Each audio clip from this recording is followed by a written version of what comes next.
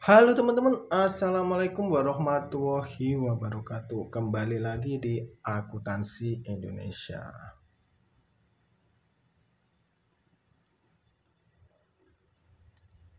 Oke, kali ini kita akan mulai belajar tentang siklus dalam akuntansi. Sebenarnya siklus akuntansi itu secara umum itu dimulai dari transaksi dan berakhir di laporan keuangan.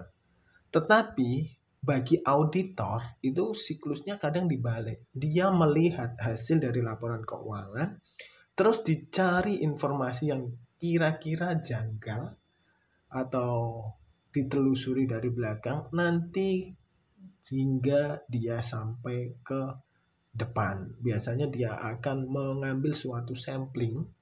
Kalau biasanya sampling itu yang titik-titik yang dirasa krusial, yang dirasa mungkin bisa terjadi kebocoran di dalam pencatatan, maka biasanya itu akan dijadikan sampling. Tapi kita di sini akan belajar siklus akuntansi pada umumnya yang dimulai dari depan.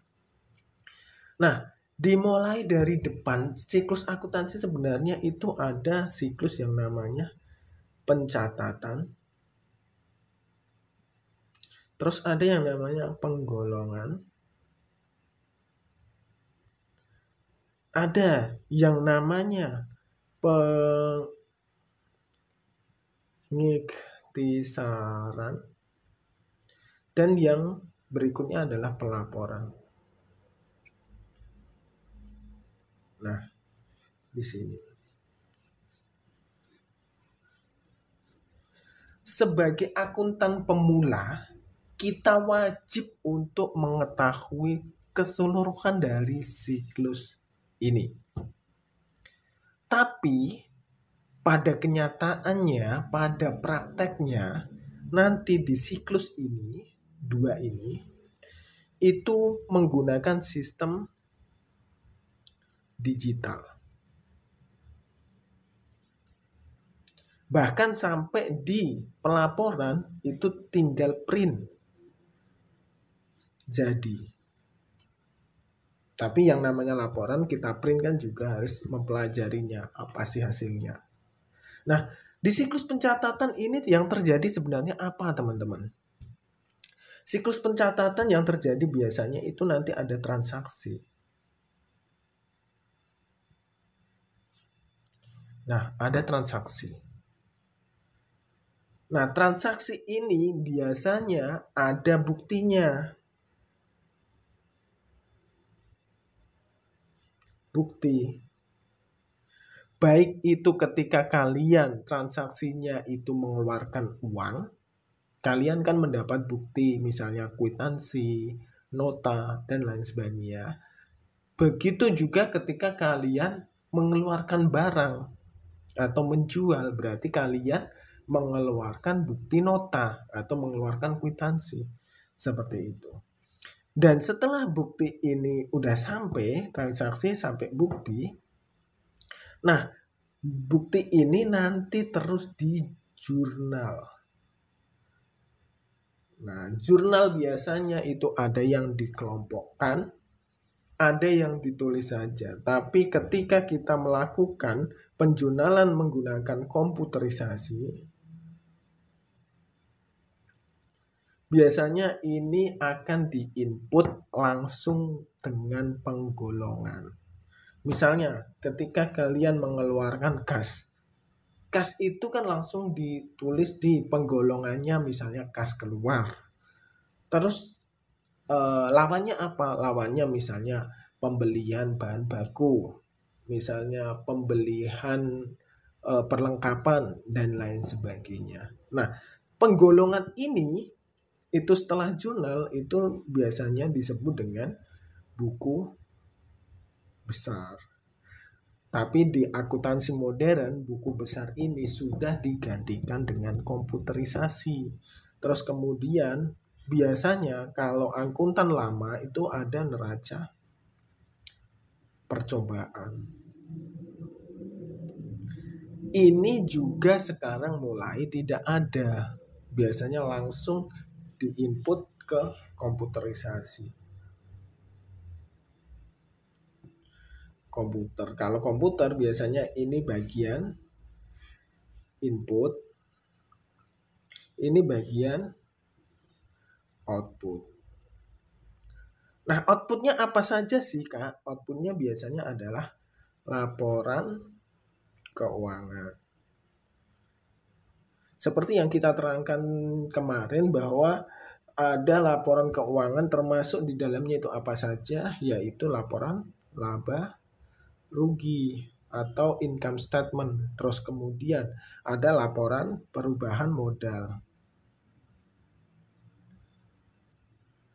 Terus ada laporan neraca. Ada laporan arus kas.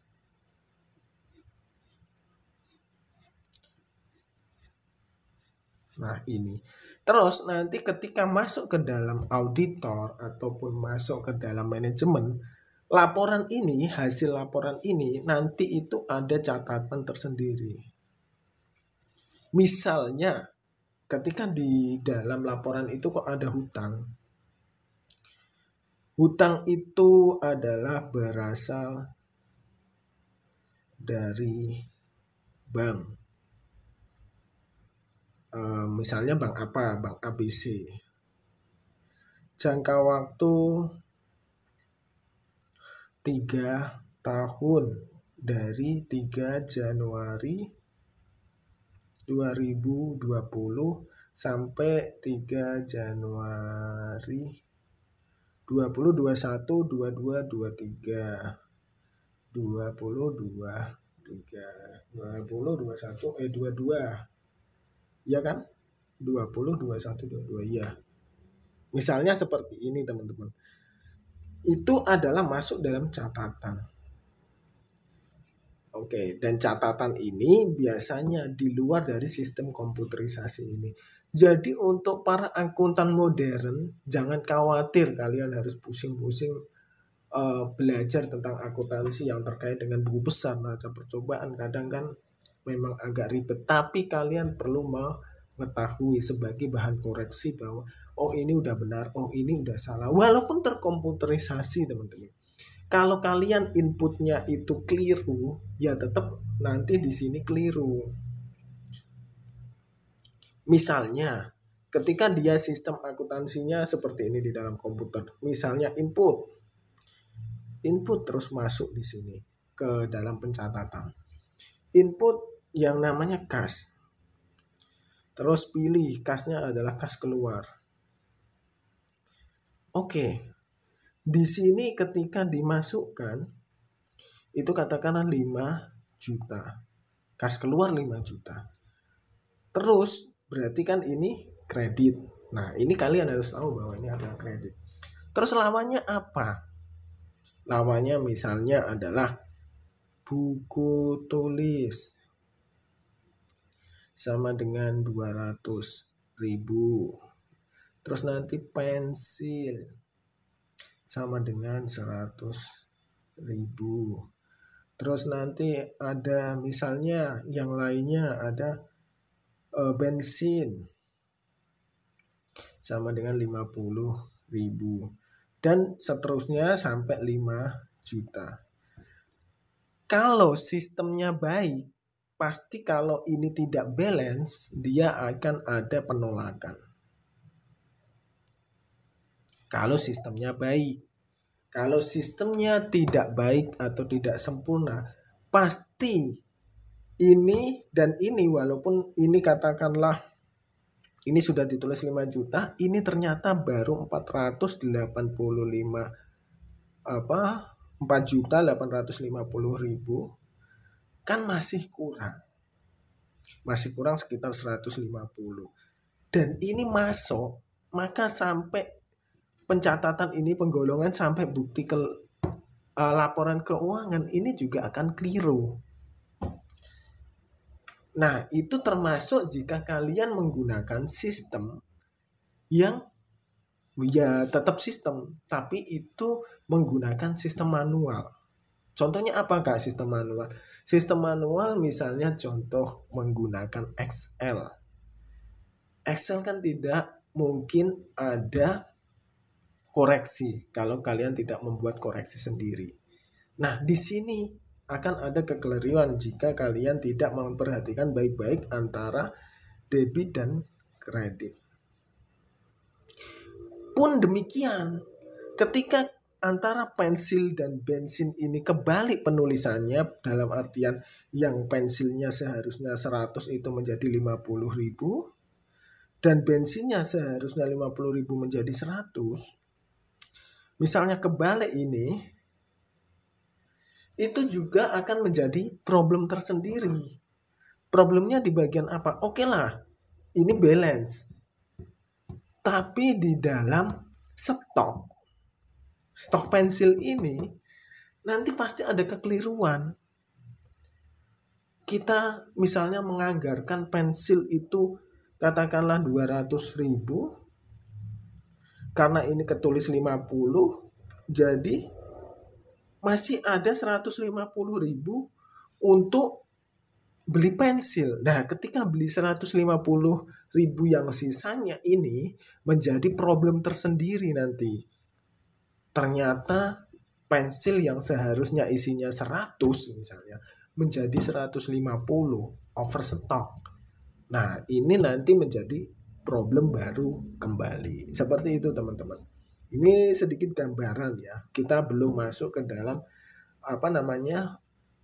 membuat laporan keuangan. Ini masih gambaran alur dari yang namanya laporan keuangan, yang namanya siklus akuntansi, yang dimulai dari input yang nanti berakhir di output. Dan biasanya kita seperti ini, yang bagian sini, bagian tengah itu biasanya sudah terkomputerisasi. Ini tetap manual dan ini tetap akan menjadi print out.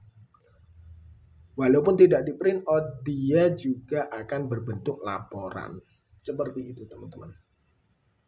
Biasanya kalau kita melihat di minimarket, itu yang dilakukan adalah transaksi dan bukti transaksi.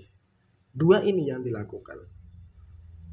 Mereka menginput transaksi dan mengeluarkan bukti, yaitu di print. Yang jurnal siapa? Otomatis dari komputer dia melakukan penjurnalan sendiri.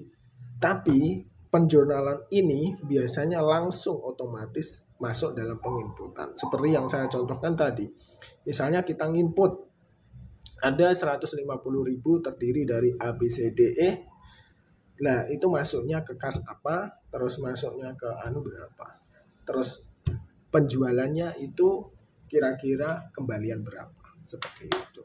Oke, seperti itu teman-teman. Semoga bermanfaat dan sampai jumpa di video selanjutnya. Wassalamualaikum warahmatullahi wabarakatuh.